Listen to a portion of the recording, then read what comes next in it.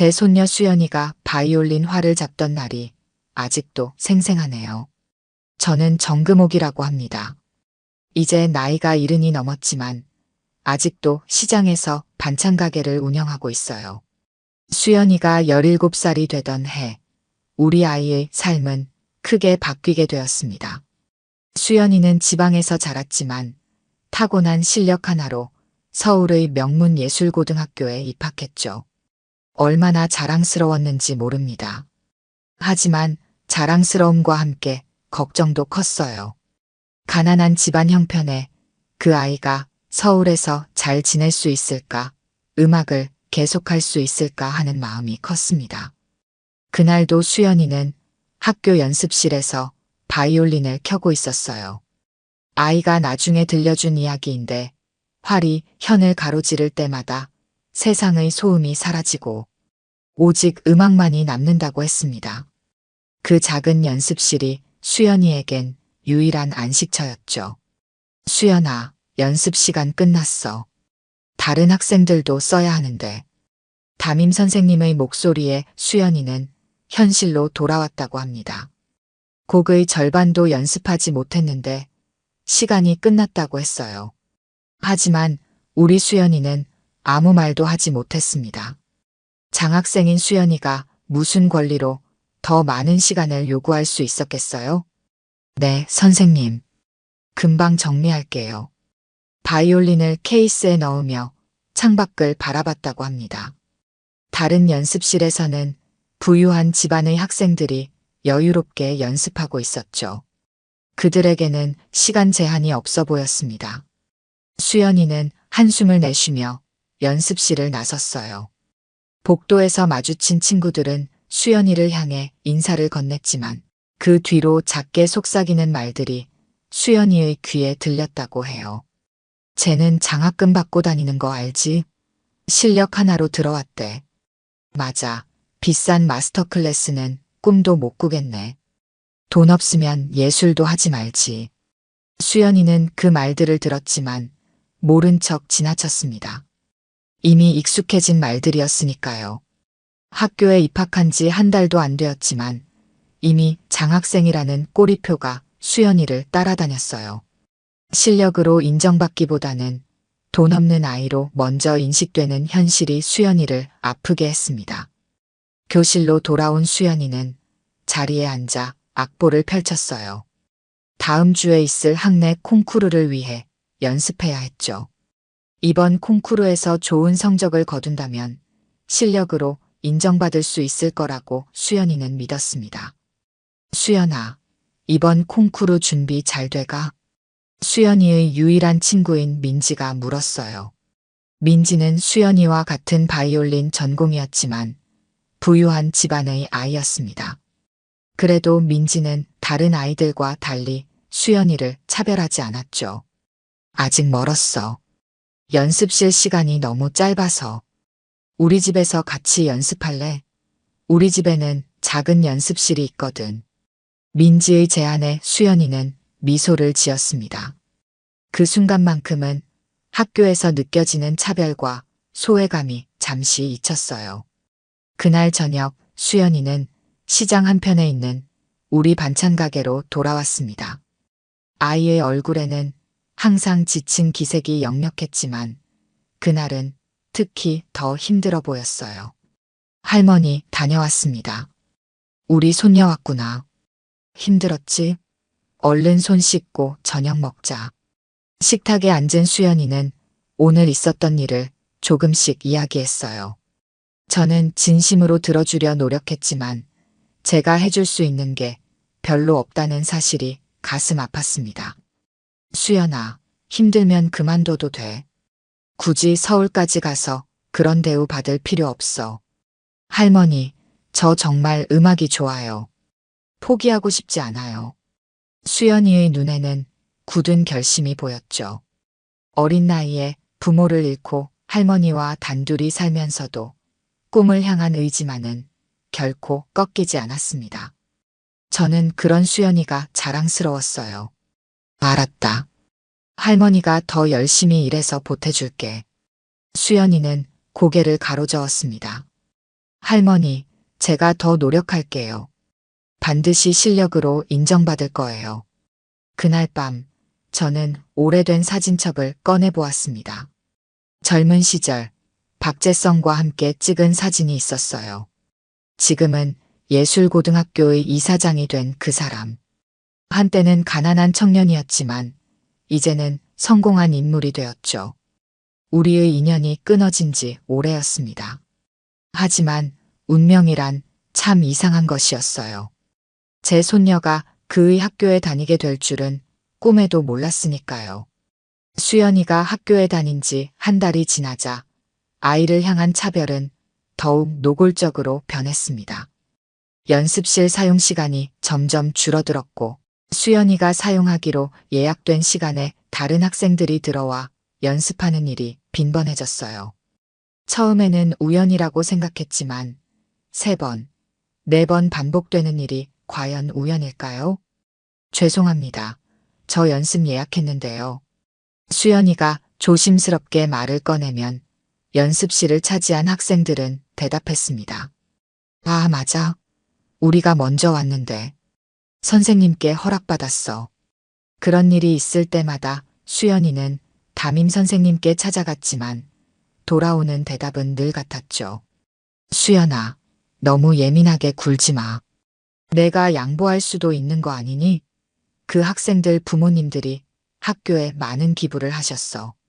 이런 대화가 있을 때마다 수연이의 마음은 조금씩 다쳐갔습니다. 저는 아이가 학교에서 돌아올 때마다 표정을 살폈어요. 웃는 얼굴로 돌아오는 날은 점점 줄어들었습니다.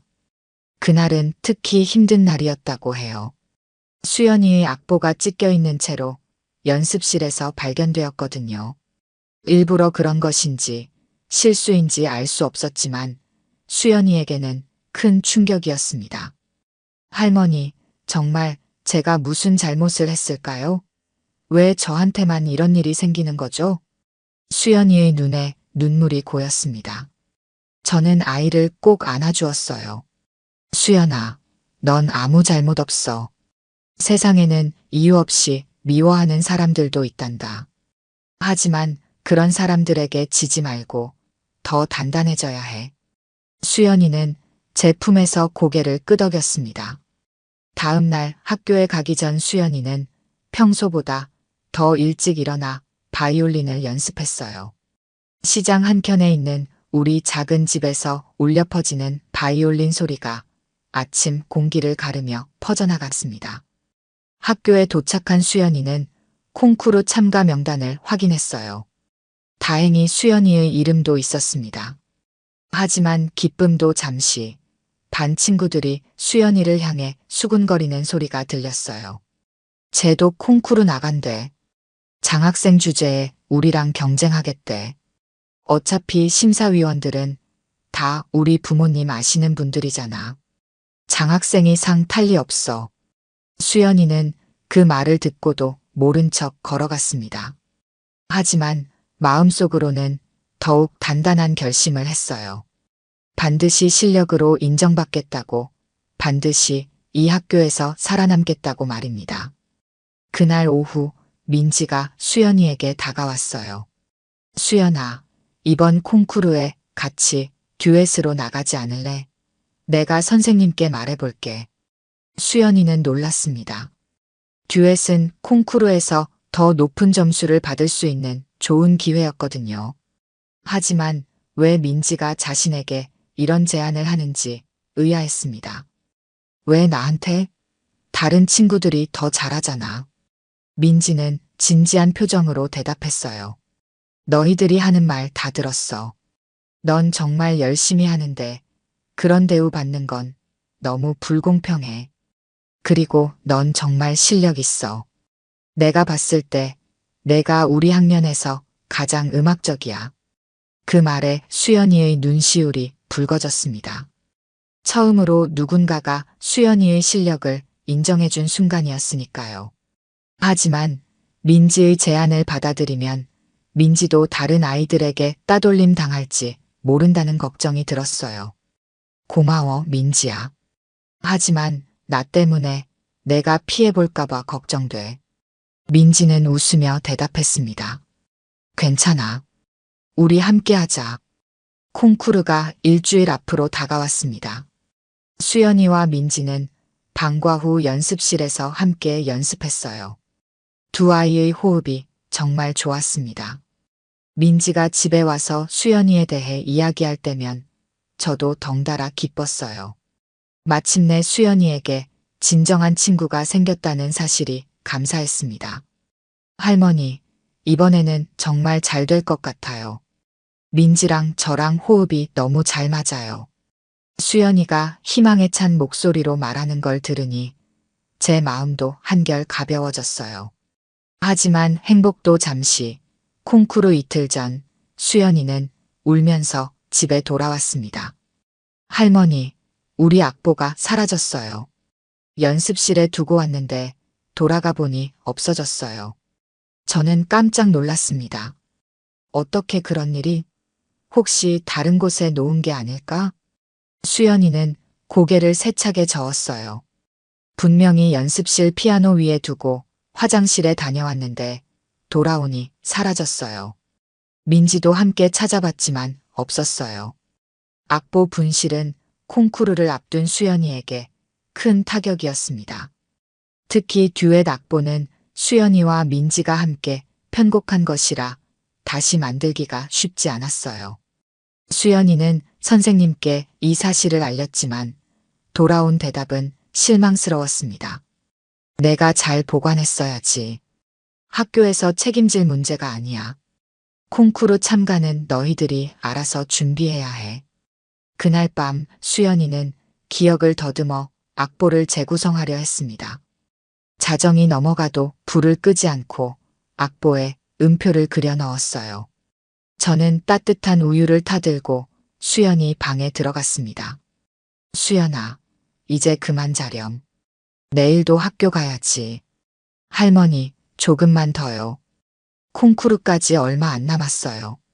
수연이의 눈에는 피곤함보다 결연한 의지가 더 크게 보였습니다.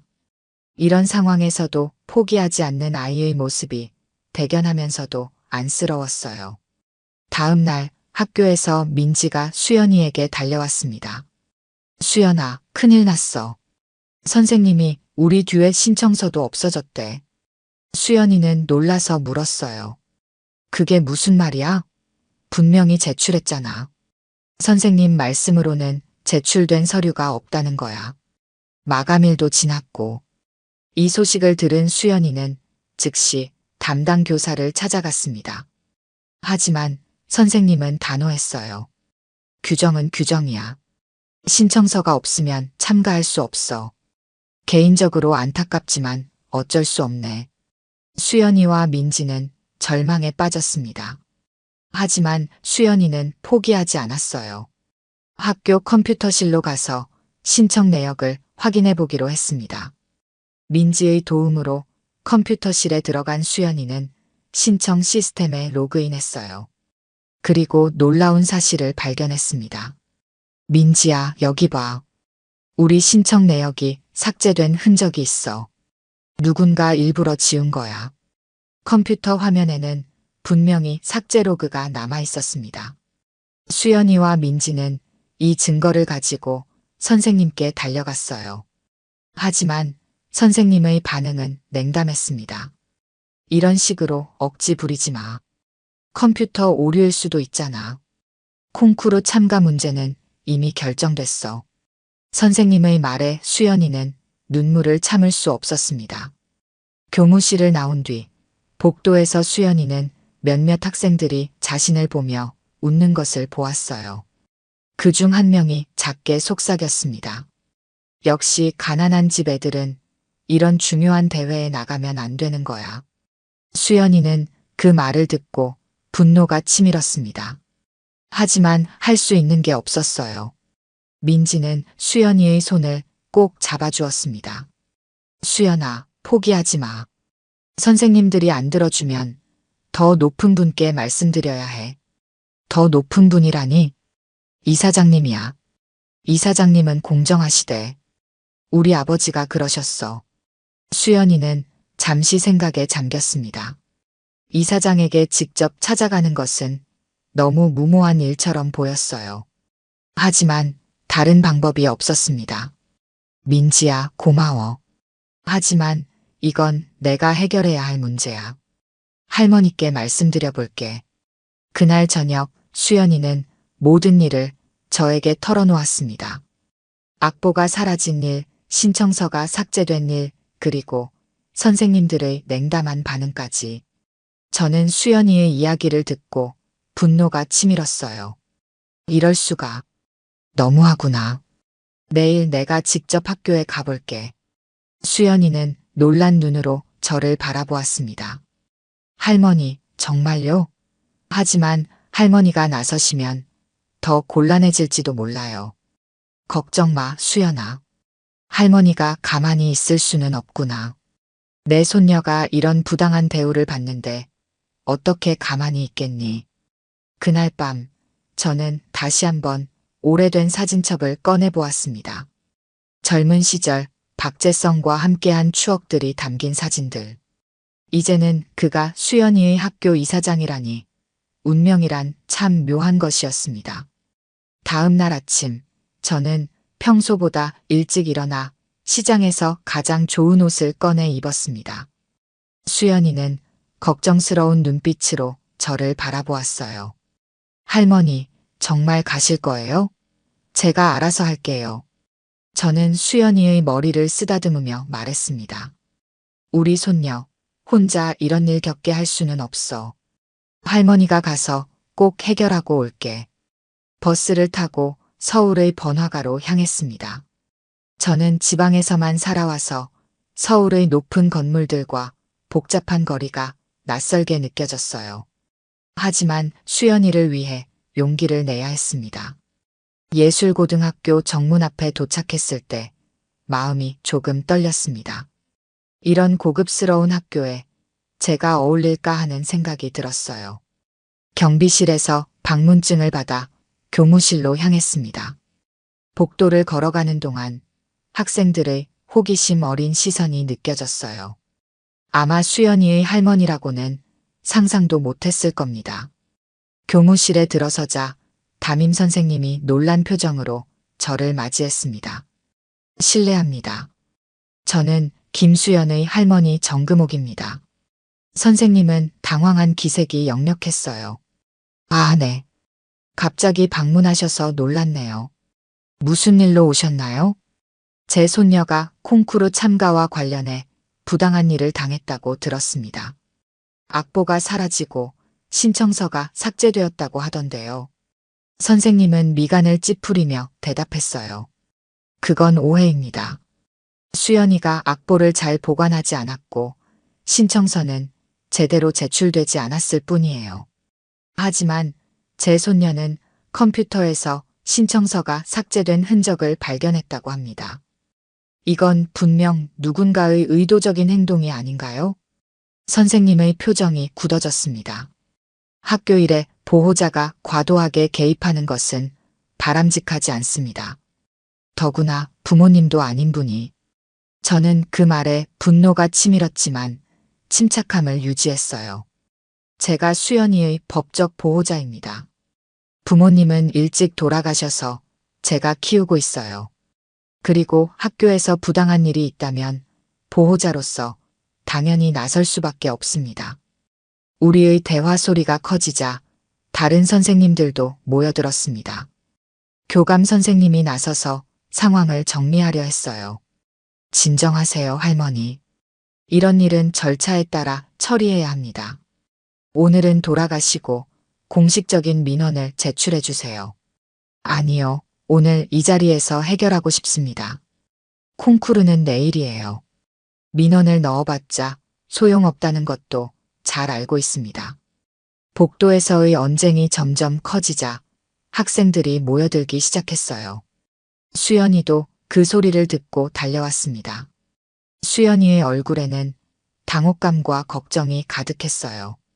할머니, 왜 오셨어요? 수연아, 할머니가 너를 위해 온 거야. 이렇게 부당한 일이 있는데 어떻게 가만히 있겠니? 수연이는 고개를 숙였습니다. 민지도 옆에서 걱정스러운 표정으로 서 있었어요. 이 상황을 어떻게 해결해야 할지 막막했습니다. 그때 복도 끝에서 위험 있는 목소리가 들려왔어요. 여기서 무슨 일이 벌어지고 있나요? 모두의 시선이 그쪽으로 향했습니다. 그곳에는 한 중년 남성이 서 있었어요. 정장을 깔끔하게 차려입은 그 사람은 바로 학교 이사장 박재성이었습니다. 저는 그를 보는 순간 심장이 멎는 듯 했어요. 수십 년 만에 다시 보는 얼굴, 하지만 지금은 그런 감정을 드러낼 때가 아니었습니다. 이사장님, 이분은 장학생 김수연의 할머니신데 콩쿠르 참가와 관련해 항의하러 오셨습니다. 교감 선생님의 설명에 박재성은 저를 유심히 바라보았습니다. 그의 눈에 잠시 당혹감이 스쳐 지나갔어요. 저를 알아본 것 같았습니다. 금옥 씨? 그가 작게 중얼거렸습니다. 저도 그를 바라보며 고개를 살짝 끄덕였어요. 그 순간 수십 년의 세월이 한순간에 무너진 듯한 느낌이었습니다. 이런 일은 제 사무실에서 논의하는 게 좋겠군요. 김수연 학생과 할머니, 그리고 담임 선생님만 따라오세요. 이사장의 말에 모두가 조용해졌습니다. 저는 수연이의 손을 잡고 이사장을 따라갔어요. 수연이는 상황을 이해하지 못하고 당황스러워했습니다. 할머니, 이사장님을 아세요? 저는 작게 대답했습니다. 오래전 일이야. 나중에 이야기해 줄게. 이사장실에 들어서자 박재성은 우리에게 자리를 권했습니다. 담임 선생님도 함께 들어왔어요. 박재성은 창가에 서서 잠시 생각에 잠긴 듯 했습니다. 김수연 학생, 정확히 어떤 일이 있었는지 말해보세요. 수연이는 떨리는 목소리로 모든 일을 설명했습니다. 악보가 사라진 일, 신청서가 삭제된 일, 그리고 선생님들의 무관심한 태도까지. 이사장은 진지하게 경청했어요. 담임 선생님은 몇 번 반박하려 했지만 이사장의 표정에 입을 다물었습니다. 이 이야기가 사실이라면 우리 학교에서 있어서는 안 될 일입니다. 제가 직접 조사해 보겠습니다. 수연 학생, 먼저 돌아가도 좋습니다. 수연이는 걱정스러운 눈빛으로 저를 바라보았어요. 저는 고개를 끄덕이며 수연이를 밖으로 보냈습니다. 담임 선생님도 함께 나갔어요. 방 안에 남은 저와 박재성 사이에 묘한 침묵이 흘렀습니다. 창가에 서 있던 박재성이 천천히 저를 향해 걸어왔어요. 금옥 씨, 정말 당신이군요. 이렇게 다시 만날 줄은 몰랐습니다. 저는 그를 똑바로 바라보며 대답했어요. 저도 마찬가지입니다. 이런 상황에서 만나게 될 줄은 몰랐네요. 박재성은 제 맞은편 소파에 앉았습니다. 그의 눈에는 복잡한 감정이 어려 있었어요. 김수연이 당신의 손녀였군요. 학교 서류에는 보호자로만 되어 있어서 알지 못했습니다. 네, 수연이는 제 딸이 남기고 간 유일한 보물입니다. 어릴 때 부모를 잃고 제가 키웠어요. 박재성은 잠시 생각에 잠겼다가 입을 열었습니다. 수연 학생의 이야기가 사실이라면 이건 학교에서 있어서는 안 될 일입니다. 제가 직접 조사하겠습니다. 감사합니다만 콩쿠르는 내일입니다. 그때까지 조사가 끝날까요? 최선을 다하겠습니다. 그런데 금옥 씨, 궁금한 게 있습니다. 왜 그동안 연락하지 않았죠? 저는 깊은 한숨을 내쉬었어요. 그럴 이유가 있었습니다. 우린 서로 다른 길을 가기로 했잖아요. 당신은 학업을 위해 서울로, 저는 가족을 위해 고향에 남기로 했고요. 그래도 한 번쯤은 소식을 전할 수 있지 않았을까요? 난 당신이 어디 있는지, 어떻게 지내는지 알고 싶었습니다. 저는 쓴웃음을 지었습니다. 당신은 성공한 사람이 되었네요. 가난했던 그 시절과는 다른 삶을 살고 있고요. 제가 끼어들 자리는 없었다고 생각했어요. 박재성의 표정이 어두워졌습니다. 그때 문을 두드리는 소리가 났어요. 교감 선생님이 들어왔습니다. 이사장님, 컴퓨터실에서 발견한 것이 있습니다. 콩쿠르 신청 시스템의 접속 기록을 확인해 봤는데 실제로 누군가 김수연 학생의 신청서를 삭제한 흔적이 있습니다. 박재성의 표정이 굳어졌어요. 누구의 계정으로 삭제되었나요? 그게 음악부 담당 교사의 계정입니다. 저는 충격을 받았습니다. 이게 무슨 일이죠? 선생님이 일부러 수연이의 신청서를 삭제했다는 건가요? 박재성은 일어서서 단호하게 말했어요. 교감 선생님, 즉시 음악부 담당 교사를 제 사무실로 불러주세요. 그리고 콩쿠르 신청 마감을 연장하고 김수연 학생과 듀엣 파트너의 참가를 허가해 주세요. 교감 선생님이 나간 후 박재성은 창가로 가서 학교 정원을 내려다보았습니다. 금옥 씨, 솔직히 말하겠습니다. 제가 꿈꿨던 학교는 이런 모습이 아니었어요. 실력 있는 학생들이 공정하게 경쟁하고 서로 존중하는 곳을 만들고 싶었습니다. 하지만 언제부턴가 돈과 배경이 우선시되는 분위기가 형성됐군요. 저는 그의 뒷모습을 바라보며 말했어요. 세상이 그렇잖아요. 돈이 있으면 무엇이든 가능한 세상이죠. 아닙니다. 적어도 제 학교만큼은 그래서는 안 됩니다. 제가 이 학교를 세운 이유는 당신이 떠난 후 내가 다짐했던 것 때문입니다. 박재성의 말에 저는 당황했어요. 제가 떠난 후라니요? 금옥 씨, 당신이 가족을 위해 고향에 남겠다고 했을 때 난 그때 다짐했습니다. 언젠가는 모든 학생들이 가정 형편에 상관없이 자신의 꿈을 펼칠 수 있는 학교를 만들겠다고요. 그래서 이 학교에 장학금 제도를 만든 것도 저였습니다. 그의 말에 제 눈에서 눈물이 흘렀습니다. 그 진심이 느껴졌기 때문이에요. 재성 씨, 정말 그랬군요. 박재성이 다시 저를 향해 돌아섰습니다. 하지만 제가 너무 안일했던 것 같습니다. 학교 운영에 너무 손을 떼고 있었어요. 이제 모든 것을 바로잡겠습니다. 그때 음악부 담당 교사가 들어왔습니다. 긴장된 표정이었어요.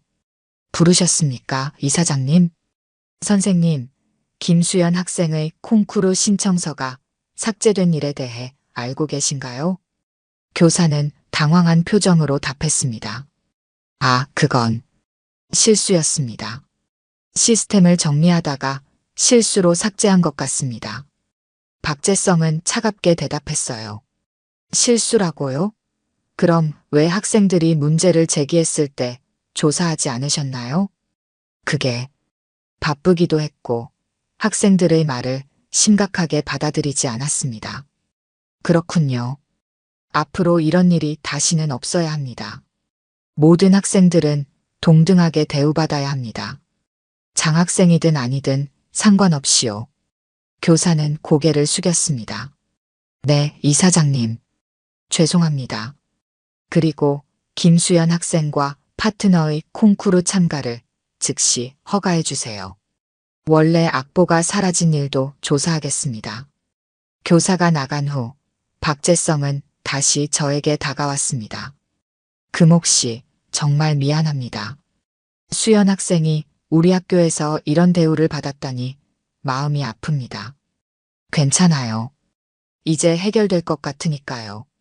수연이가 공정한 기회를 얻는다면 그걸로 충분합니다. 아닙니다. 이건 단순한 사건이 아니에요. 학교 전체의 문화를 바꿔야 합니다. 제가 직접 나서겠습니다. 저는 일어서서 그에게 인사했어요. 그럼 이만 가보겠습니다. 신경 써주셔서 감사합니다. 금옥 씨, 콩쿠르 보러 오실 거죠? 물론입니다. 제 손녀의 중요한 날인데 빠질 수 없지요. 박재성은 문까지 저를 배웅했습니다. 그럼 내일 뵙겠습니다. 그리고 다시 만나서 반갑습니다. 저는 미소를 지으며 고개를 끄덕였어요. 학교를 나오면서 마음이 한결 가벼워졌습니다. 수연이가 교문 앞에서 기다리고 있었어요. 할머니, 어떻게 됐어요? 다 잘 될 거야, 수연아. 내일 콩쿠르에 참가할 수 있게 됐어. 수연이의 얼굴에 환한 미소가 번졌습니다. 정말요? 어떻게요? 이사장님이 직접 나서서 해결해 주셨어. 그리고 수연아, 할머니가 너에게 들려줄 이야기가 있단다. 우리는 집으로 돌아가는 버스에 올랐습니다. 저는 오랫동안 간직해온 이야기, 젊은 시절 박재성과의 사랑 이야기를 수연이에게 들려주기 시작했어요. 콩쿠르 아침 학교는 이전과는 다른 분위기로 가득 찼습니다. 박재성 이사장이 직접 콩쿠르 심사위원장을 맡는다는 소식이 전해졌어요. 이례적인 일이었습니다. 보통 외부 인사나 교감 선생님이 맡던 자리였으니까요. 저는 수연이와 함께 학교에 도착했습니다. 수연이는 긴장한 모습이었지만 눈빛만은 결연했어요. 할머니, 저 잘할 수 있을까요? 당연하지. 우리 수연이는 누구보다 열심히 준비했잖아. 자신감을 가져. 공연장 입구에서 박재성 이사장이 저희를 발견하고 다가왔습니다. 오셨군요, 금옥 씨. 수연 학생, 오늘 좋은 연주 기대합니다. 수연이는 공손하게 인사했어요. 감사합니다, 이사장님. 수연이가 대기실로 들어간 후 박재성은 저에게 조용히 말했습니다. 어제 밤늦게까지 조사했습니다. 이번 일은 단순한 괴롭힘이 아니었어요. 몇몇 교사들과 부유한 학부모들이 연결되어 있었습니다. 저는 놀라서 물었어요. 무슨 말씀이세요? 일부 학부모들이 자녀들의 대회 성적을 보장받기 위해 교사들에게 뒷돈을 주고 있었습니다. 특히 장학생들은 경쟁자로 여겨져 방해받고 있었죠. 믿을 수 없군요. 그런 일이 학교에서 일어나다니. 박재성의 표정이 어두워졌습니다. 더 충격적인 사실은 이런 일이 오랫동안 있어 왔다는 겁니다. 제가 알지 못했다는 게 부끄러울 따름이에요. 어떻게 하실 건가요? 오늘 콩쿠르가 끝난 후 전체 교직원 회의를 소집했습니다. 모든 것을 바로잡을 겁니다. 그리고 관련된 교사들은 적절한 조치를 취할 예정입니다. 대화를 마치고 저는 객석으로 향했습니다. 공연장은 이미 많은 학부모들로 가득 차 있었어요. 모두 비싼 옷을 차려입고 화려한 액세서리를 한 부유한 사람들이었습니다. 저는 소박한 옷차림으로 그들 사이에 앉았어요. 불편한 시선들이 느껴졌지만 저는 당당하게 앉아 있었습니다. 콩쿠르가 시작되고 여러 학생들이 차례로 연주했습니다. 모두 뛰어난 실력을 가진 학생들이었어요. 드디어 수연이와 민지의 차례가 되었습니다. 두 아이가 무대에 올라서자 박수 소리가 들렸어요. 하지만 일부 학부모들은 차가운 시선으로 바라보았습니다. 수연이와 민지는 서로를 바라보며 미소를 교환했습니다. 그리고 연주가 시작되었어요. 첫 음이 울려 퍼지는 순간 공연장의 분위기가 달라졌습니다. 두 아이의 호흡이 완벽하게 맞아떨어지며 아름다운 선율을 만들어냈어요. 수연이의 바이올린 소리는 깊은 감정을 담고 있었습니다. 고통, 희망, 그리고 강한 의지가 음악에 녹아 있었어요. 연주가 끝나자 잠시 침묵이 흘렀고 이어서 큰 박수가 터져나왔습니다. 심지어 차갑게 바라보던 학부모들도 감동한 표정으로 박수를 쳤어요. 저는 눈물을 참을 수 없었습니다. 우리 수연이가 마침내 자신의 실력으로 모두를 감동시킨 순간이었으니까요. 심사 시간, 박재성 이사장은 무대 위로 올라와 마이크를 잡았습니다. 오늘 모든 참가자들의 연주가 훌륭했습니다. 하지만 심사를 시작하기 전에 저는 중요한 발표를 하고 싶습니다. 모두가 긴장된 표정으로 이사장을 바라보았어요. 우리 학교는 실력 위주의 교육을 지향해 왔습니다. 하지만 최근 조사 결과 일부 학생들이 불공정한 대우를 받아왔다는 사실이 밝혀졌습니다.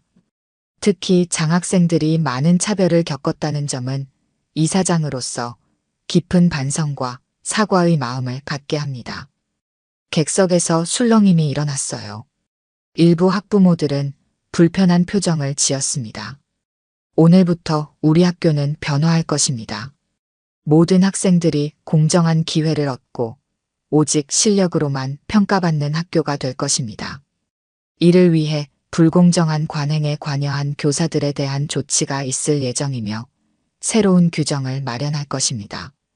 박재성의 목소리는 단호했어요. 그의 눈에는 결연한 의지가 담겨 있었습니다.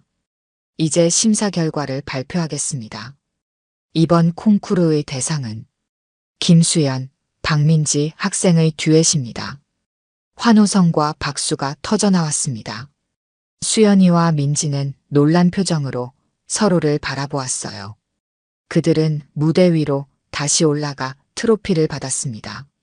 수연이의 눈에는 눈물이 고여 있었어요. 정말 감사합니다. 이런 영광을 주셔서 진심으로 감사드립니다. 수연이는 떨리는 목소리로 말했습니다.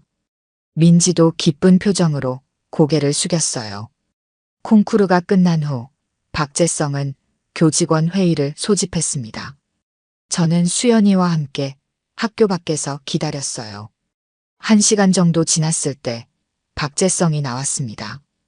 그의 표정은 진지했지만 어딘가 후련해 보였어요. 금옥 씨, 수연 학생, 잠시 시간 있으신가요? 우리는 그를 따라 학교 정원으로 갔습니다. 벚꽃이 흩날리는 아름다운 정원이었어요. 수연 학생, 오늘 정말 훌륭했어요.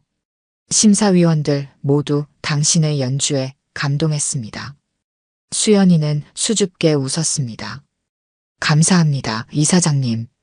그리고 앞으로 우리 학교에서 이런 불공정한 일이 없도록 최선을 다하겠습니다. 실력 있는 학생들이 마음껏 꿈을 펼칠 수 있는 곳으로 만들겠습니다. 저는 박재성의 진심 어린 모습에 감동했어요. 고마워요, 재성 씨. 덕분에 수연이가 행복한 학교 생활을 할 수 있을 것 같습니다. 금옥 씨, 수연 학생. 이건 제 개인적인 제안인데 수연 학생을 위한 특별 장학 프로그램을 만들고 싶습니다. 해외 연수도 포함된 프로그램이에요. 수연이의 눈이 커졌습니다. 정말인가요, 이사장님? 네, 당신의 재능은 더 넓은 세계에서 발휘되어야 합니다. 그리고 이건 실력을 인정받은 당신에게 주는 당연한 기회입니다. 저는 복잡한 마음으로 박재성을 바라보았습니다. 과거의 인연 때문에 특별 대우를 하는 것은 아닌지 의심이 들었어요. 재성 씨, 우리 수연이에게 특별 대우를 해주시는 건 아니죠? 절대 그렇지 않습니다. 수연 학생의 재능은 객관적으로 뛰어납니다. 이건 실력에 대한 정당한 보상이에요. 수연이는 기쁨과 당혹감이 섞인 표정으로 저를 바라보았습니다. 할머니, 정말 해도 될까요? 저는 잠시 생각하다가 미소를 지었어요. 물론이지. 내가 원한다면 할머니는 항상 내 편이야. 박재성은 따뜻한 시선으로 우리를 바라보았습니다. 금옥 씨, 수연 학생. 이제 우리 함께 새로운 시작을 해보는 게 어떨까요? 콩쿠르 이후 일주일 학교는 큰 변화를 맞이했습니다. 박재성 이사장의 지시로 학교 운영 방식이 전면 개편되었어요.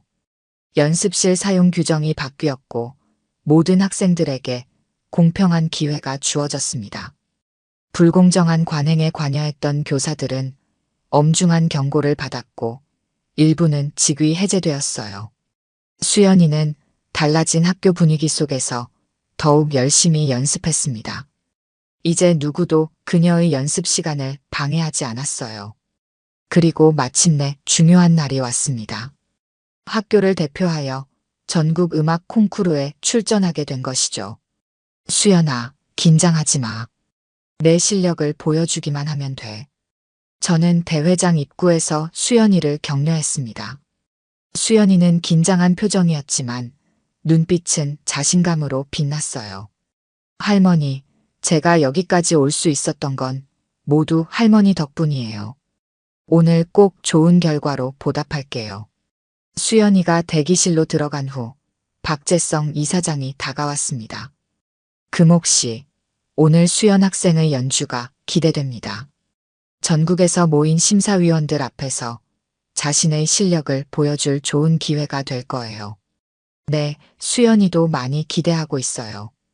이번 기회를 통해 더 성장할 수 있을 것 같습니다. 객석에 자리를 잡고 앉았습니다. 여러 학교의 대표 학생들이 차례로 연주했어요. 모두 뛰어난 실력을 가진 학생들이었습니다. 드디어 수연이의 차례가 왔어요. 무대에 오른 수연이는 이전과는 다른 당당함이 느껴졌습니다. 수연이의 연주가 시작되었습니다. 첫 음부터 객석을 사로잡는 강렬한 에너지가 느껴졌어요. 기교만이 아닌 진심이 담긴 음악이었습니다. 연주가 끝나자 큰 박수가 터져나왔어요. 심사위원들도 감동한 표정이었습니다.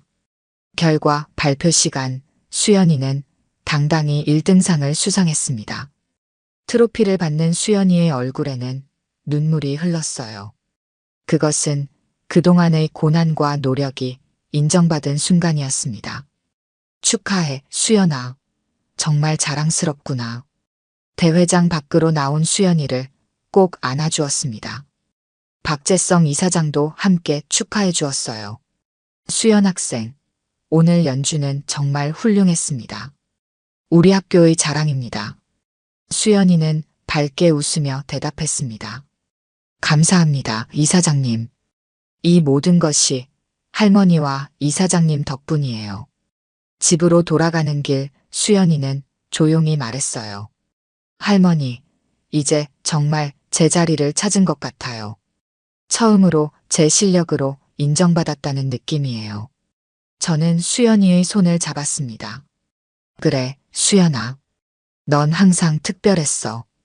이제 다른 사람들도 그 사실을 알게 된 거지. 전국 콩쿠르에서 수상한 지 한 달 후, 수연이는 학교에서 완전히 다른 대우를 받게 되었습니다. 이제 아무도 그녀를 장학생이라 부르며 비웃지 않았어요. 오히려 많은 학생들이 수연이에게 조언을 구하고 함께 연습하기를 원했습니다. 교사들도 수연이의 재능을 인정하고 더 많은 기회를 제공했어요. 어느 토요일 오후 박재성 이사장의 초대로 저와 수연이는 학교 근처의 작은 카페에서 그를 만났습니다. 수연이는 잠시 민지와 함께 카페 밖에서 대화를 나누고 있었어요. 금옥 씨, 지난 한 달 동안 학교가 많이 달라졌습니다. 학생들의 실력이 향상되고 교사들도 더 열정적으로 변했어요. 네, 수연이도 많이 달라졌어요. 더 자신감이 생기고 행복해 보입니다. 박재성은 잠시 침묵하다가 입을 열었습니다. 금옥 씨, 이제 우리의 과거 이야기를 할 때가 된 것 같습니다. 저는 조금 긴장했지만 고개를 끄덕였어요. 그래요. 이제는 말할 수 있을 것 같네요. 당신이 떠난 후 저는 정말 힘들었습니다. 당신을 찾아다녔지만 연락처도 없었고 아무도 당신이 어디로 갔는지 알려주지 않았어요. 저도 많이 힘들었어요. 하지만 가족을 위해 선택한 길이었습니다. 당신이 서울에서 성공하길 바랐어요. 박재성은 쓴웃음을 지었습니다. 성공이라. 겉으로는 성공한 것 같지만 마음 한구석은 항상 비어 있었습니다. 재성 씨, 후회는 없어요. 우린 각자의 길을 걸어왔고 지금 이렇게 다시 만났잖아요. 그것만으로도 감사한 일입니다. 박재성은 진지한 표정으로 제 눈을 바라보았어요. 금옥 씨, 이사장직에서 물러날 생각입니다. 이제 학교는 젊은 사람들에게 맡기고 저는 오랫동안 미뤄왔던 꿈을 이루고 싶어요. 꿈이요? 어떤 꿈인가요? 음악재단을 설립하여 재능 있지만 경제적으로 어려운 학생들을 지원하는 일이요. 금옥 씨도 함께하면 좋겠습니다. 저는 놀라서 그를 바라보았습니다. 저요? 하지만 저는 음악에 대해 아는 게 없는데요. 금옥 씨는 수연이를 훌륭하게 키워냈잖아요. 그 경험과 지혜가 필요합니다. 함께 아이들의 꿈을 지원해주는 일을 하고 싶습니다. 저는 잠시 생각에 잠겼습니다. 시장에서의 반찬가게 일도 중요했지만 박재성의 제안은 새로운 도전이었어요. 생각해 볼게요. 쉽게 결정할 수 있는 문제는 아니니까요. 그때 수연이와 민지가 카페로 들어왔습니다. 수연이의 얼굴에는 행복한 미소가 가득했어요. 할머니, 이사장님, 좋은 소식이 있어요. 저와 민지가 해외 음악 캠프에 참가할 기회를 얻었어요. 저는 기쁨과 놀라움이 섞인 마음으로 수연이를 바라보았습니다. 정말 축하한다, 수연아. 박재성도 기쁜 표정으로 말했어요. 훌륭합니다. 두 학생 모두 충분히 받을 자격이 있는 기회예요. 수연이는 저를 바라보며 물었습니다. 할머니, 괜찮으시겠어요? 제가 2달 동안 해외에 있게 될 텐데. 물론이지, 수연아. 내 꿈을 위한 거라면 할머니는 언제나 응원할 거야. 그날 저녁 집으로 돌아가는 길에 수연이가 물었습니다. 할머니, 이사장님과 어떤 이야기 나누셨어요? 옛날 이야기도 하고 미래에 대한 이야기도 했단다. 이사장님이 음악재단을 설립하려고 하시는데 할머니한테도 함께 하자고 제안하셨어. 수연이의 눈이 커졌습니다. 정말요? 할머니 해보세요. 정말 의미 있는 일이잖아요. 저는 미소를 지었습니다. 그래, 한번 진지하게 생각해 볼게. 학교 정문을 지나는데 박재성 이사장이 창가에 서서 우리를 바라보고 있었어요. 우리는 서로를 향해 가볍게 손을 흔들었습니다. 그 순간 마음속에 따뜻한 평화가 찾아왔어요. 수연이는 행복한 표정으로 걸음을 옮겼습니다. 할머니, 앞으로 더 열심히 할 거예요. 할머니가 저를 믿어주셨으니까 저도 할머니께 자랑스러운 손녀가 될게요. 저는 수연이의 손을 꼭 잡았습니다. 수연아, 넌 이미 충분히 자랑스러운 내 손녀야. 앞으로도 내 꿈을 향해 당당하게 걸어가렴. 우리는 함께 석양이 물드는 거리를 걸어갔습니다. 과거의 아픔을 뒤로하고 새로운 시작을 향해 나아가는 우리의 발걸음은 어느 때보다 가볍고 힘차게 느껴졌어요. 오늘 들려드린 이야기가 여러분의 마음에 작은 울림이 되었기를 바랍니다. 아까 깜빡하신 분들이 계셨다면 좋아요와 구독 부탁드려요. 다음 사연을 들려드리는데 큰 힘이 된답니다. 그리고 여러분의 이야기도 댓글로 들려주세요. 다음 이야기 때 또 뵙겠습니다. 78살의 박진호 회장은 매일 새벽 5시에 일어납니다. 아무리 추운 겨울 날씨라도, 아무리 피곤한 날이라도 이 습관만큼은 수십 년간 지켜왔죠. 오늘도 여느 때와 같이 박진호는 넓은 정원이 있는 자택 뒤편에서 태극권을 했습니다. 나이가 들수록 몸을 움직이는 것이 중요하다고 생각했기 때문입니다. 회장님, 아침 식사 준비됐습니다. 오랫동안 함께한 가정부 최 여사가 정중히 알립니다. 그러나 박진호는 고개를 저었습니다. 오늘은 밖에서 먹을 거야. 운동 좀 더 하다가 나갈 테니 차는 준비하지 말고. 태광그룹. 국내 재계 순위 5손가락 안에 드는 대기업의 수장인 박진호는 호화로운 것을 싫어했습니다. 자수성가한 사람답게 검소함을 미덕으로 여겼죠. 그의 옷장에는 값비싼 명품 한 벌 없었고 그가 즐겨 찾는 식당은 호텔 레스토랑이 아닌 허름한 동네 백반집이었습니다. 한편 성진전자 연구개발팀에 새로 들어온 25살의 이준혁은 분주히 서류를 정리하고 있었습니다. 입사한 지 이제 겨우 3달. 무명대학 출신인 이준혁에게 성진전자 입사는 기적과도 같은 일이었습니다. 성진전자는 태광그룹에 이어 국내 전자업계 둘째로 큰 기업이었으니까요. 야, 이준혁. 이거 복사해와. 팀장이 무뚝뚝하게 말했습니다. 이준혁은 얼른 고개를 끄덕이며 서류를 받아들었죠.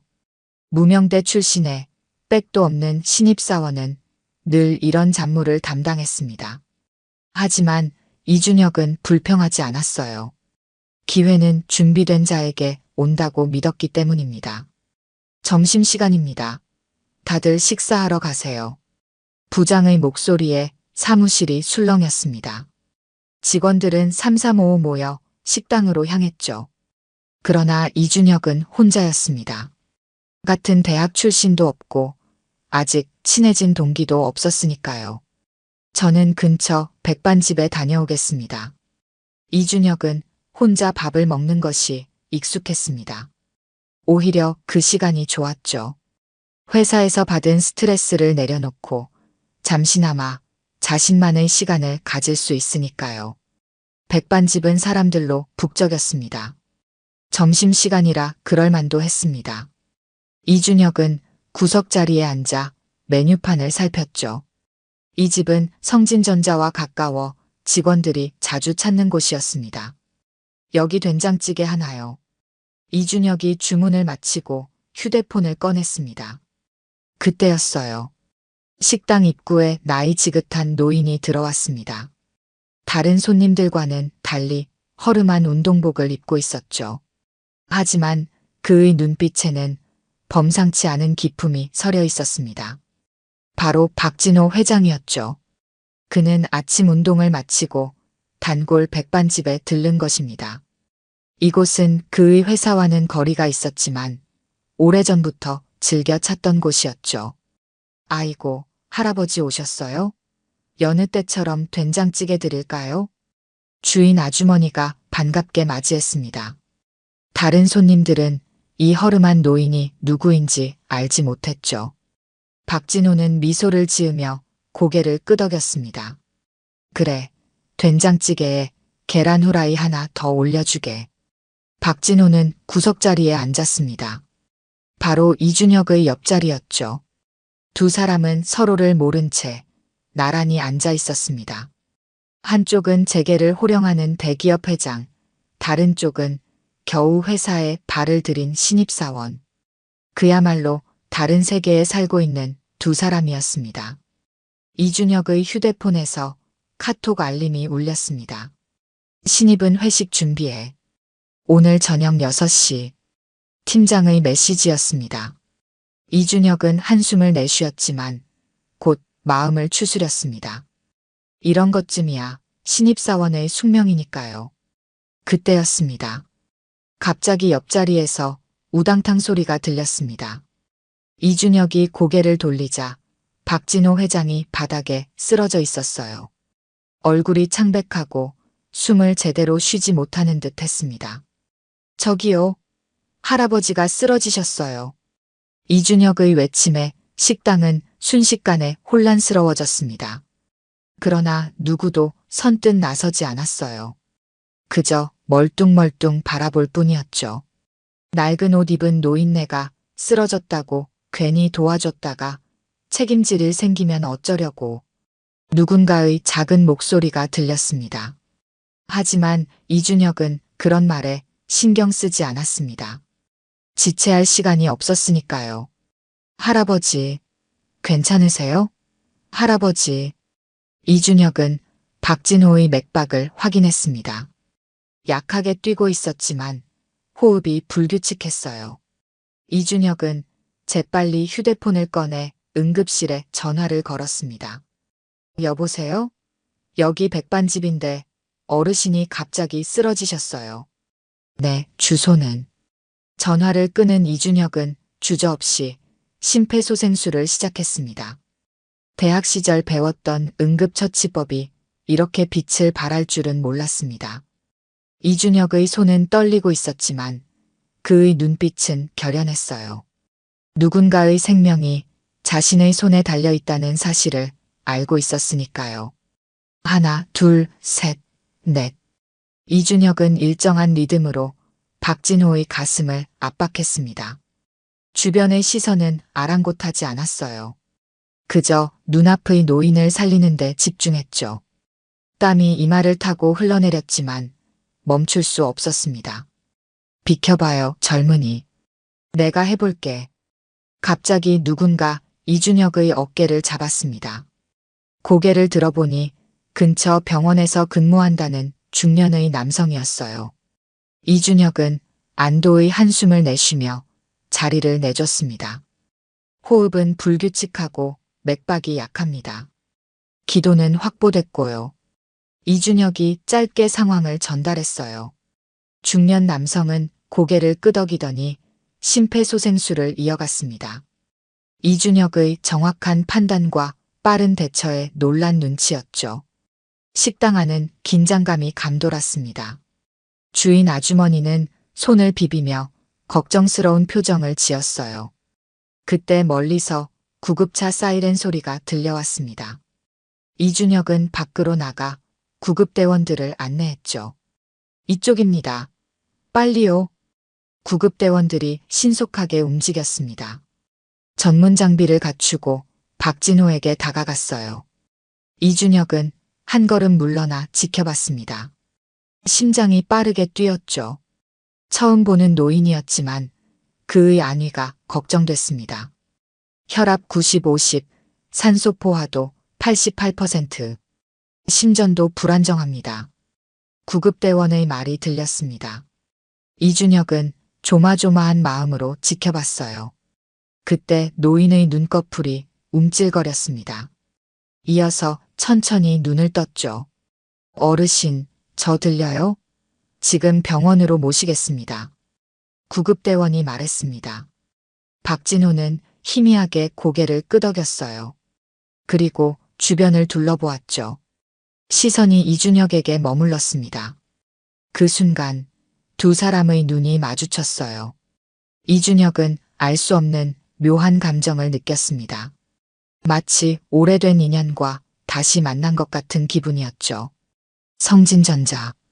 박진호가 희미하게 말했습니다. 이준혁은 깜짝 놀랐어요. 자신의 회사 이름을 어떻게 알았지? 낡은 운동복을 입은 노인의 눈빛이 날카로워졌습니다. 마치 무언가를 꿰뚫어보는 듯했죠. 젊은이, 이름이 뭐예요? 힘없는 목소리였지만 어딘가 위험이 느껴졌습니다. 이준혁은 본능적으로 대답했어요. 이준혁입니다. 이준혁. 기억해두겠소. 그 말을 끝으로 박진호는 다시 눈을 감았습니다. 구급대원들이 들것에 노인을 옮겼어요. 이준혁은 그저 멍하니 바라봤죠. 왠지 모를 운명적인 만남이라는 느낌이 들었습니다. 저기요, 감사합니다.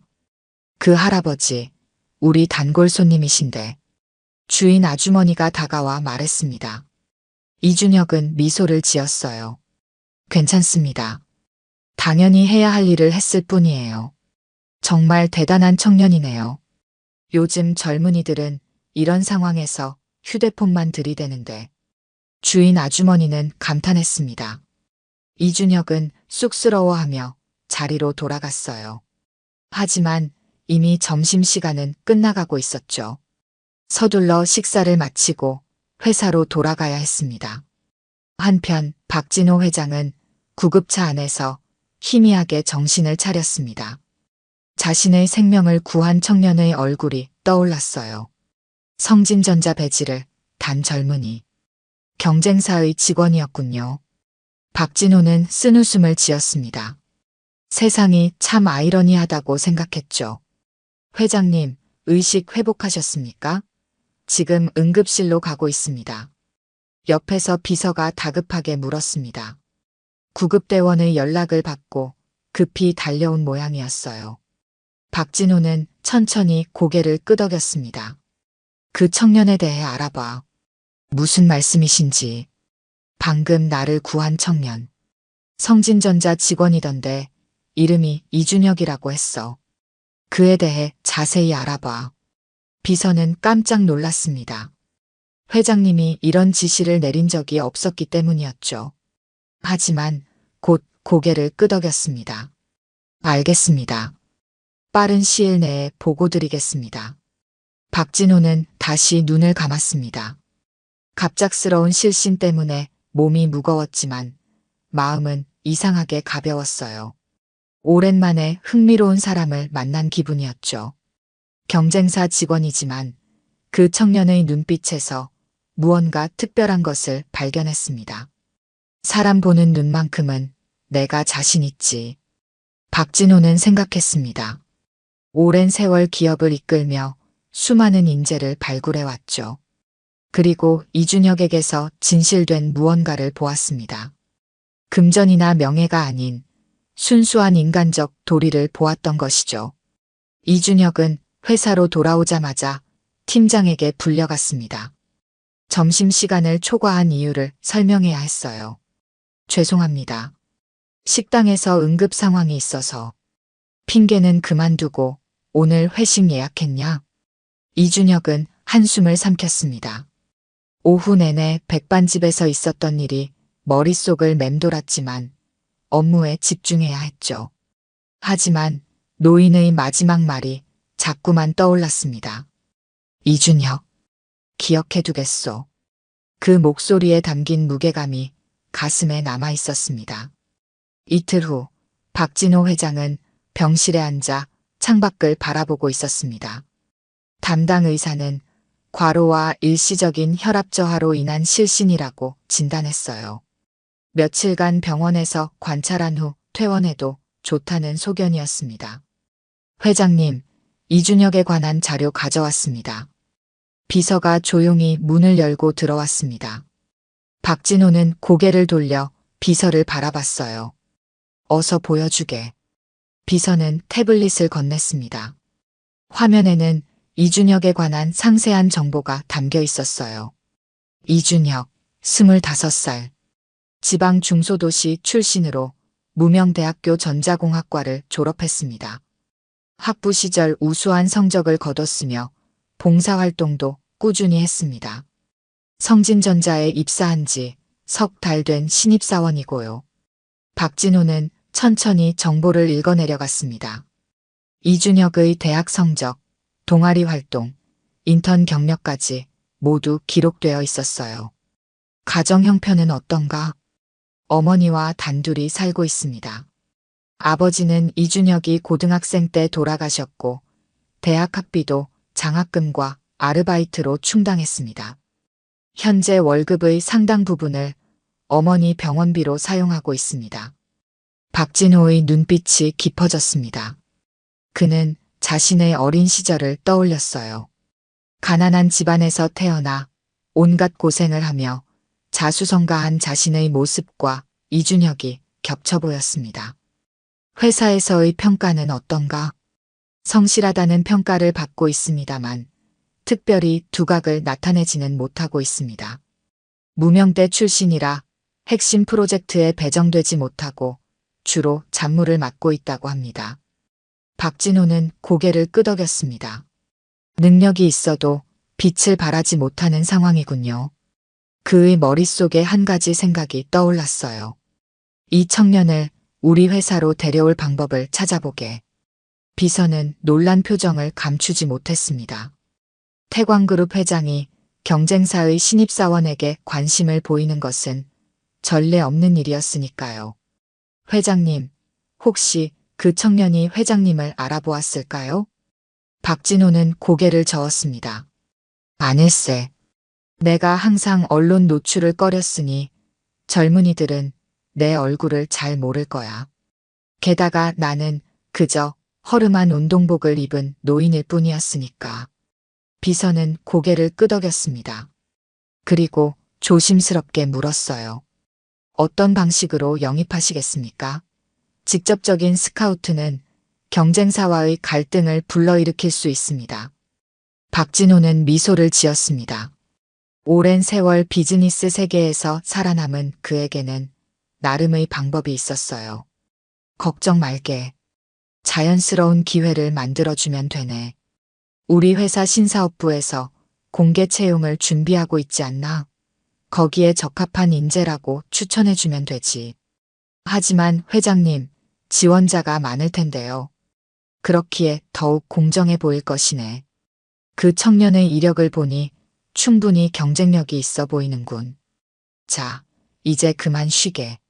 내일이면 퇴원하니 준비해주게. 비서가 물러간 후 박진호는 다시 창밖을 바라봤습니다. 78년을 살아오면서 그는 수많은 사람을 만났어요. 하지만 이준혁처럼 순간적으로 마음을 사로잡은 청년은 드물었습니다. 단지 그가 자신의 목숨을 구했기 때문만은 아니었어요.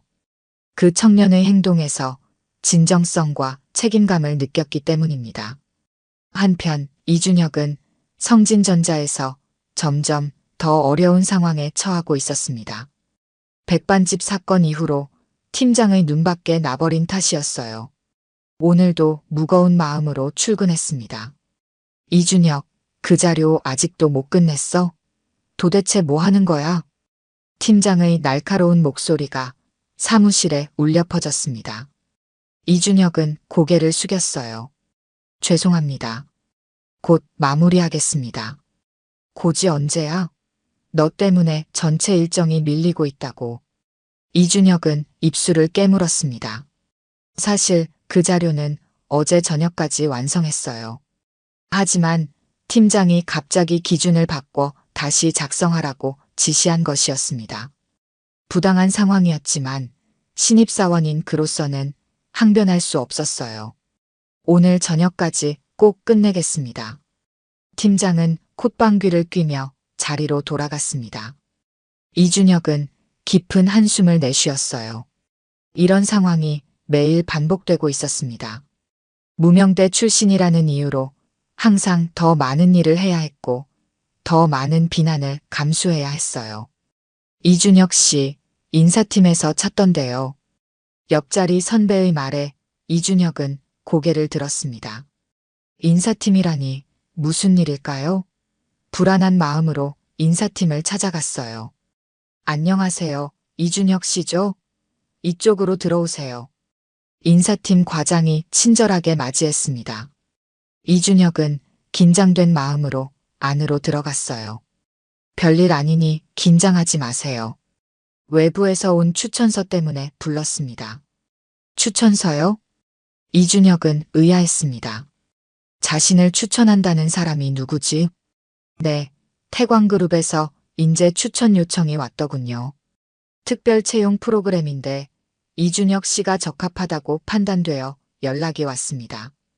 이준혁은 믿을 수 없었습니다. 태광그룹이라니 경쟁사 중에서도 최고 기업이었어요.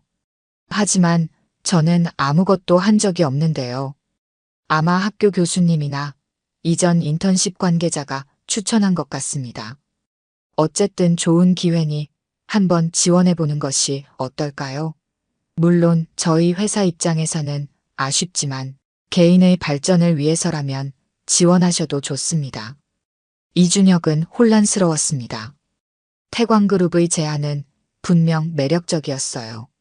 하지만 갑작스러운 일이었습니다.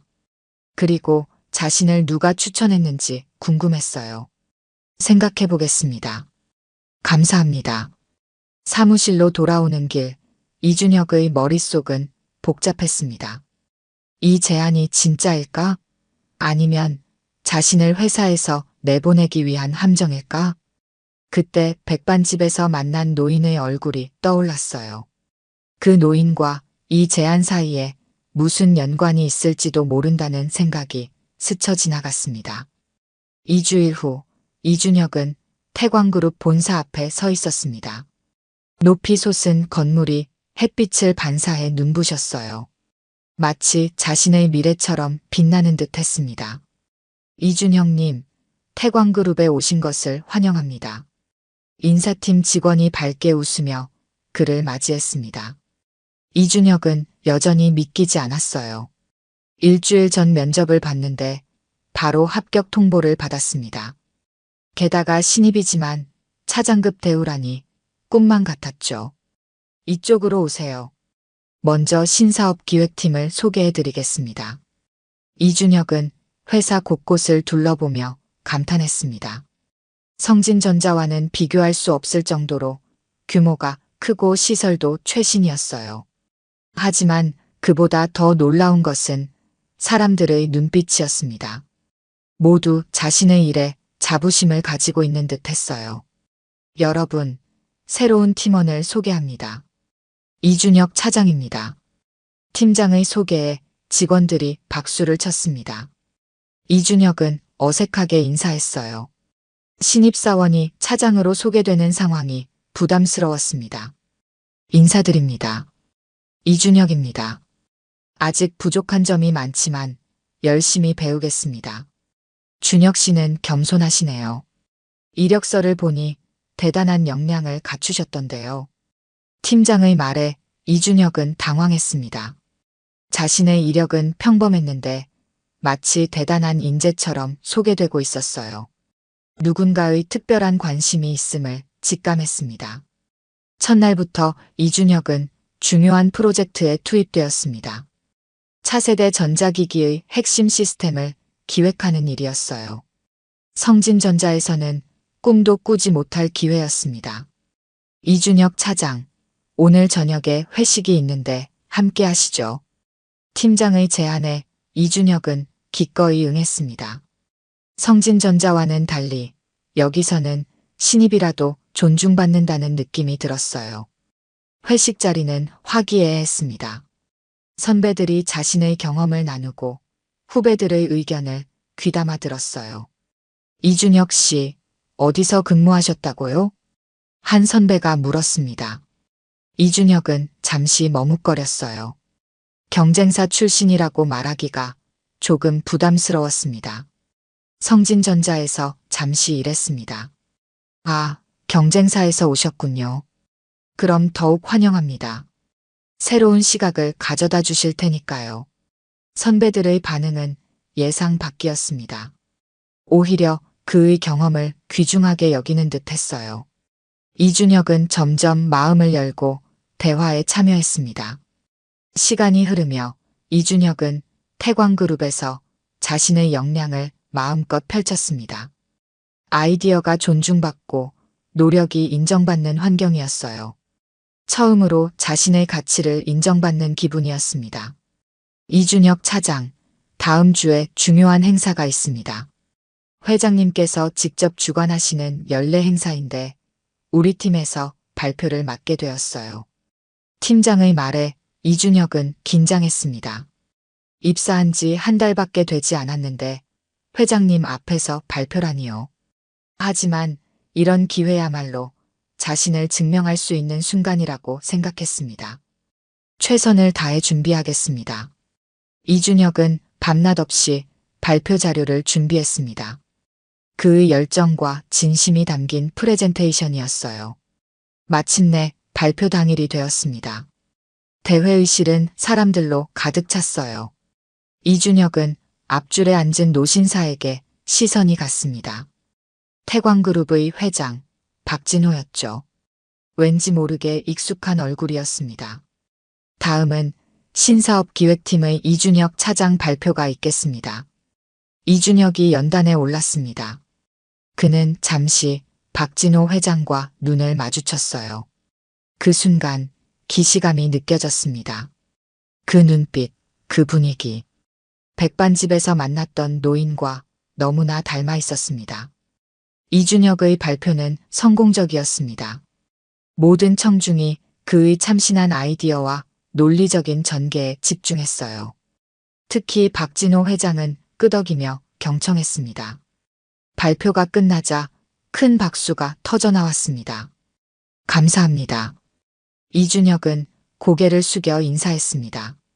자리로 돌아가는 그의 어깨에 자부심이 넘쳤어요.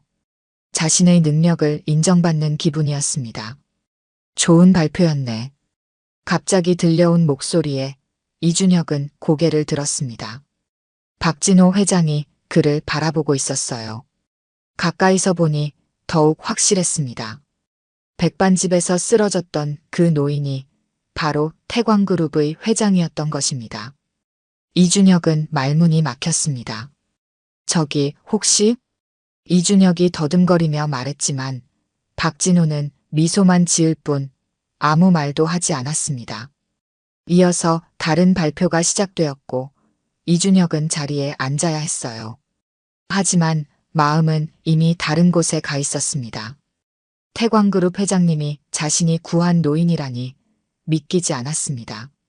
행사가 끝나고 직원들이 삼삼오오 모여 이야기를 나누고 있을 때 사회자가 마이크를 들었습니다.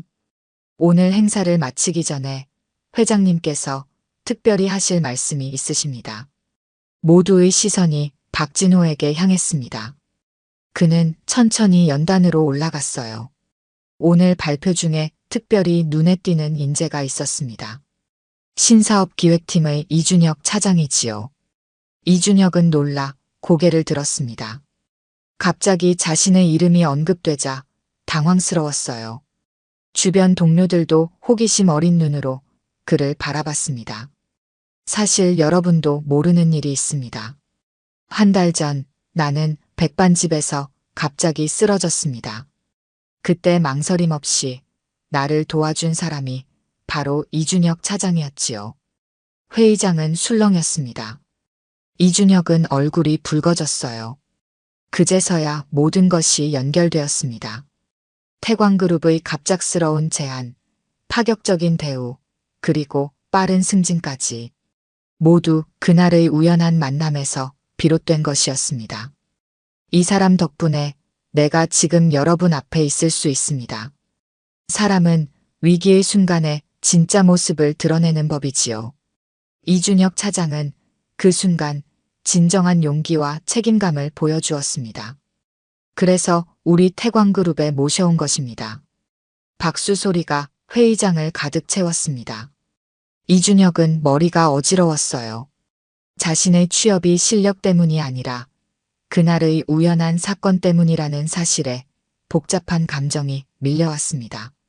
이준혁 차장, 앞으로도 그날처럼 올바른 판단과 용기 있는 행동을 보여주길 바랍니다. 여러분도 그를 본받았으면 합니다. 행사가 끝난 후 이준혁은 박진호의 사무실로 불려갔습니다. 노크를 하고 조심스레 문을 열었어요. 들어오게, 이준혁 군. 박진호는 창가에 서서 그를 기다리고 있었습니다. 이준혁은 긴장한 채 인사했어요. 회장님, 저는 정말 몰랐습니다. 제가 알았다면 어땠을까? 달라졌을까? 박진호의 질문에 이준혁은 잠시 생각했습니다. 그리고 고개를 저었어요. 아니요. 달라지지 않았을 겁니다. 그저 도움이 필요한 분이었으니까요. 박진호의 입가에 미소가 번졌습니다. 그는 예상한 대답을 들은 듯 했어요. 바로 그거야. 내가 특별한 이유는 그거란다. 지위나 외모가 아닌 사람 자체를 봤다는 것. 그런 사람이 우리 회사에 필요했어. 이준혁은 회장님의 말씀에 깊은 감동을 받았습니다. 하지만 한편으로는 자신의 능력으로 인정받은 것이 아니라는 생각에 복잡한 심정이었어요. 걱정하지 말게. 자네의 발탁은 그날의 사건 때문만이 아니야. 내가 자네의 학교 성적, 봉사활동, 인턴 평가까지 모두 살펴봤다네. 충분히 가치 있는 인재였어. 이준혁의 마음이 조금 가벼워졌습니다. 회장님은 자신을 단지 은인이 아닌 능력 있는 인재로 평가해주고 있었어요. 한편 이준혁이 떠난 성진전자는 큰 위기를 맞고 있었습니다. 최근 출시한 신제품에서 심각한 결함이 발견되었고 주가는 급락하고 있었어요. 뉴스에서는 연일 성진전자의 위기를 보도했습니다. 성진전자, 내부 비리 의혹까지 불거져 기업 신뢰도 하락. 이준혁은 뉴스를 보며 복잡한 심정이었습니다. 비록 부당한 대우를 받았지만 처음 입사했던 회사였기에 안타까웠어요. 특히 함께 일했던 동료들이 걱정되었습니다. 그날 오후 갑자기 회의 소집 알림이 왔습니다. 긴급 회의였어요. 이준혁은 서둘러 회의실로 향했습니다. 여러분, 아시다시피 성진전자가 위기에 처해 있습니다. 박진호 회장이 직접 회의를 주재했습니다. 이례적인 일이었어요. 우리는 이 기회를 활용하려 합니다. 성진전자의 반도체 사업부를 인수하는 방안을 검토 중입니다. 회의실이 술렁였습니다.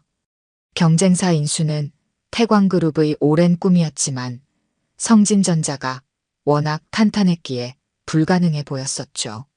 그러나 지금은 상황이 달랐습니다. 이 프로젝트의 책임자로 이준혁 차장을 임명합니다. 이준혁은 눈을 크게 떴습니다. 자신이 성진전자 출신이라 내부 상황을 잘 안다는 이유였겠지만 입사한 지 석 달 만에 이런 중요한 임무를 맡게 되리라고는 생각지 못했어요. 회장님, 제가 적임자인지 모르겠습니다.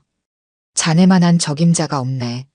성진전자의 내부 상황을 알고 있고 우리 회사의 새로운 시각도 가지고 있으니 말이야. 이준혁은 무거운 책임감을 느꼈습니다. 이 일은 단순한 인수합병이 아니었어요. 많은 직원들의 일자리와 미래가 걸린 중대한 사안이었습니다. 다음 날 이준혁은 성진전자 방문을 위해 준비했습니다. 인수 협상을 위한 사전 미팅이었어요. 예전 회사로 돌아간다는 생각에 묘한 감정이 들었습니다. 이준혁 씨, 정말 당신이 맞아? 성진전자 로비에서 예전 동료를 만났습니다. 놀란 표정이었어요. 안녕하세요. 오랜만입니다. 태광그룹 배지를 달고 있네요. 출세하셨군요. 동료의 말에 이준혁은 쓴웃음을 지었습니다. 자신이 이곳을 떠난 지 얼마 되지 않았는데 벌써 다른 회사의 대표로 돌아왔으니 아이러니했어요. 회의실에 들어서자 익숙한 얼굴들이 보였습니다. 이준혁을 무시하던 팀장도 그 자리에 있었어요. 그들의 표정은 복잡했습니다. 한때 하찮게 여겼던 신입사원이 이제는 그들의 운명을 좌우할 권한을 가진 사람으로 돌아왔으니까요.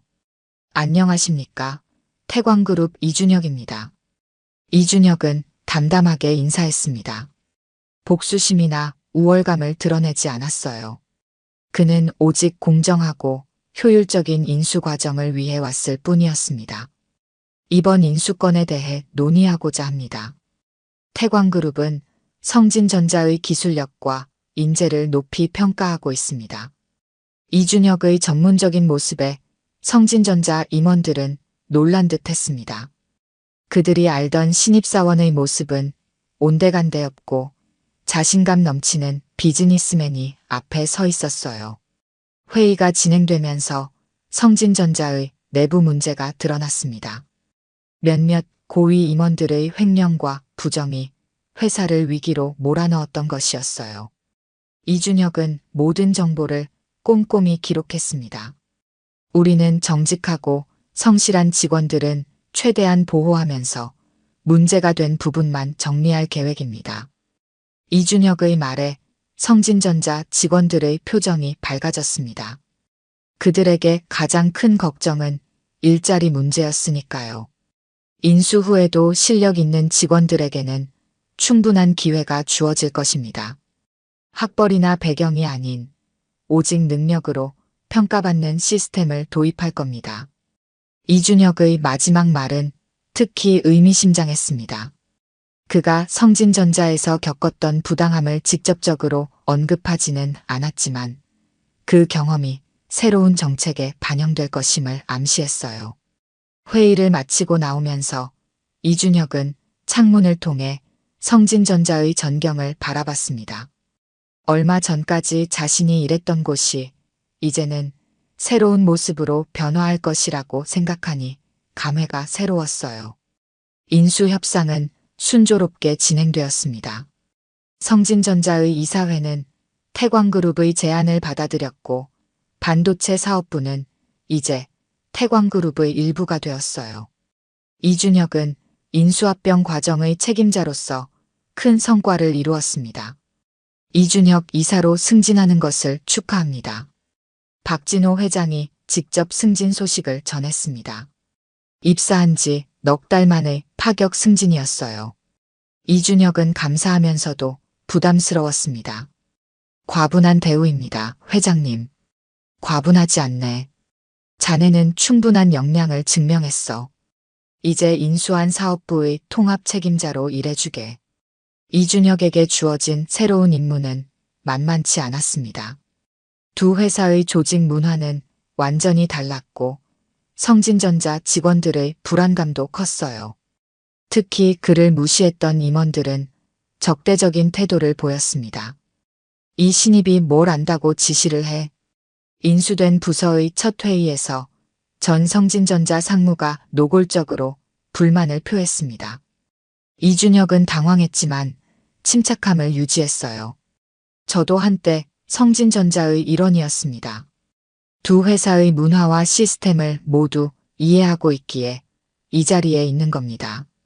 이준혁은 공정하고 투명한 조직 운영을 약속했습니다. 능력에 따라 평가하고 모든 직원에게 성장 기회를 제공하겠다고 했어요. 그의 진심 어린 말에 일부 직원들은 호응했지만 기득권을 가진 임원들은 여전히 반감을 드러냈습니다. 회의는 여기까지입니다. 다들 고생하셨습니다. 회의를 마치고 사무실로 돌아온 이준혁은 한숨을 내쉬었습니다. 예상했던 어려움이었지만 실제로 부딪히니 더 힘들었어요. 그때 노크 소리가 들렸습니다. 들어오세요. 성진전자 출신의 젊은 연구원이 조심스레 문을 열었습니다. 이준혁이 예전에 몇 번 마주쳤던 얼굴이었어요. 이준혁 이사님, 잠시 말씀드려도 될까요? 물론이죠. 앉으세요. 그 연구원은 떨리는 목소리로 말을 이어갔습니다. 성진전자 임원들이 주요 기술 자료를 숨기고 있다는 제보였어요. 인수 과정에서 중요한 특허와 연구 자료를 의도적으로 누락시켰다는 것이었습니다. 증거가 있으신가요? 네, 여기 있습니다. 연구원이 건넨 서류를 보며 이준혁은 충격을 받았습니다. 이는 단순한 비협조를 넘어 계약 위반이었어요. 이준혁은 즉시 박진호 회장에게 보고했습니다. 회장님, 심각한 문제가 발견되었습니다. 박진호는 차분히 이준혁의 보고를 들었습니다. 그리고 단호하게 말했어요. 법적 대응도 가능하지만 이번에는 이준혁 이사가 직접 해결해보게. 자네의 역량을 믿네. 이준혁은 큰 책임감을 느꼈습니다. 다음 날 그는 성진전자 출신 임원들을 소집했어요. 어제 중요한 사실을 알게 되었습니다. 이준혁은 증거 자료를 테이블에 펼쳤습니다. 임원들의 얼굴이 창백해졌어요. 이것은 계약 위반입니다. 법적 대응도 가능하지만 저는 그렇게 하고 싶지 않습니다. 이준혁은 단호하면서도 온화한 목소리로 말을 이었습니다. 두 회사가 하나가 되어 더 큰 성장을 이루는 것이 제 바람입니다. 과거의 잘못은 묻어두고 새롭게 시작했으면 합니다. 하지만 앞으로는 이런 일이 절대 없어야 합니다. 놀랍게도 강경하게 나올 줄 알았던 이준혁이 화해의 손길을 내밀자 임원들은 태도를 바꿨습니다. 그들도 깊은 속내는 회사와 직원들의 미래를 걱정하는 마음이었으니까요. 이사님, 저희가 잘못했습니다. 앞으로는 진심으로 협조하겠습니다. 그날 이후 통합 과정은 순조롭게 진행되었습니다. 이준혁의 리더십 아래 두 회사의 장점이 결합되어 시너지를 내기 시작했어요. 그가 도입한 공정한 평가 시스템은 직원들의 사기를 높였습니다. 이준혁 이사님 덕분에 회사가 달라졌어요. 이제는 능력으로 인정받을 수 있다는 희망이 생겼습니다. 직원들의 이런 말을 들을 때마다 이준혁은 보람을 느꼈습니다. 자신이 겪었던 부당함을 다른 이들은 겪지 않게 하고 싶었으니까요. 1년이 지났습니다. 이준혁은 이제 태광그룹의 핵심 임원으로 자리 잡았습니다. 그가 이끄는 사업부는 회사의 새로운 성장 동력이 되었어요. 성진전자에서 영입한 인재들과 태광그룹의 기존 직원들이 조화롭게 융합되어 놀라운 성과를 내고 있었습니다. 이준혁 부사장님, 축하드립니다. 오늘은 이준혁의 부사장 승진 발표가 있던 날이었습니다. 동료들이 진심 어린 축하를 건넸어요. 26살의 나이로 대기업 부사장이 된다는 것은 전례 없는 일이었습니다. 모두 여러분 덕분입니다. 함께 해주셔서 감사합니다. 이준혁은 겸손하게 인사했습니다. 그는 성공에 취하지 않았어요. 오히려 더 큰 책임감을 느꼈습니다. 승진 축하 자리에서 박진호 회장이 이준혁에게 다가왔습니다. 나이가 더 들었지만 여전히 맑은 눈빛을 유지하고 있었어요. 백반집에서 처음 만났을 때 자네가 이렇게 될 줄 알았네. 박진호의 말에 이준혁은 미소를 지었습니다. 그날의 우연한 만남이 이런 인연으로 이어질 줄 누가 알았을까요? 회장님, 사실 아직도 믿기지 않습니다. 제가 이 자리에 있다는 게요. 자네의 능력과 진정성이 자네를 이곳으로 이끈 거야. 나는 그저 기회를 제공했을 뿐이지. 이준혁은 감사함을 표했습니다. 박진호 회장의 믿음이 없었다면 지금의 자신은 없었을 테니까요. 오늘 저녁 시간 있나? 우리가 처음 만났던 그 백반집에 가보지 않겠나? 회장님의 제안에 이준혁은 기쁘게 수락했습니다. 두 사람은 저녁에 그 백반집을 찾았어요. 여전히 소박한 분위기였지만 이제는 더 많은 사람들로 북적였습니다. 아이고, 할아버지 오셨네요. 그리고 저번에 할아버지 살려주신 그 청년도. 주인 아주머니가 반갑게 맞이했습니다. 그녀는 이제 이준혁이 태광그룹의 임원이라는 사실도 알고 있었어요. 오늘은 특별한 손님이 오셨으니 제가 직접 요리해 드릴게요. 박진호와 이준혁은 조용한 구석자리에 앉았습니다. 마치 그날처럼요. 하지만 이제 두 사람의 관계는 완전히 달라져 있었습니다. 사람은 살아있는 한 어떻게든 인연으로 다시 만나게 되어 있다네. 박진호가 철학적으로 말했습니다. 이준혁은 고개를 끄덕였어요. 회장님 덕분에 제 인생이 완전히 바뀌었습니다. 아니야. 내 덕분이 아니라 자네 덕분이지. 그날 자네가 보여준 용기와 책임감은 어디서도 가르쳐주지 않는 것이었어. 따뜻한 된장찌개가 식탁에 놓였습니다. 두 사람은 소박한 식사를 나누며 이야기를 이어갔어요. 요즘 젊은이들이 취업에만 목매느라 정작 중요한 것을 놓치는 경우가 많아. 학벌이나 스펙도 중요하지만 가장 중요한 것은 인간성이지. 이준혁은 회장님의 말씀에 깊이 공감했습니다. 성진전자에서 그는 학벌 때문에 기회조차 얻지 못했어요. 하지만 태광그룹에서는 진정한 자신의 가치를 인정받았습니다. 앞으로 제가 추구할 리더십의 방향도 그거예요. 사람의 본질을 보는 것이요. 좋은 사람을 알아보는 눈을 가지는 것이 기업을 성공시키는 첫걸음이라네. 식사를 마치고 두 사람은 백반집을 나섰습니다. 밤하늘에는 별이 빛나고 있었어요. 이준혁 부사장, 앞으로 더 많은 도전이 기다리고 있을 걸세. 자네가 어떻게 헤쳐나갈지 기대하고 있겠네. 최선을 다하겠습니다, 회장님. 이준혁은 결연한 목소리로 대답했습니다. 그는 이제 더 이상 불안하고 소심한 신입사원이 아니었어요. 자신의 가치를 알고 올바른 판단을 내릴 수 있는 리더로 성장했습니다. 다음 날 아침, 이준혁은 어머니에게 전화를 걸었습니다. 그동안 바쁘다는 핑계로 자주 연락하지 못했어요. 어머니, 저 오늘 시간 되는데 같이 저녁 드실래요? 어머니의 기쁜 목소리가 전화기 너머로 들려왔습니다. 이준혁은 미소를 지었어요.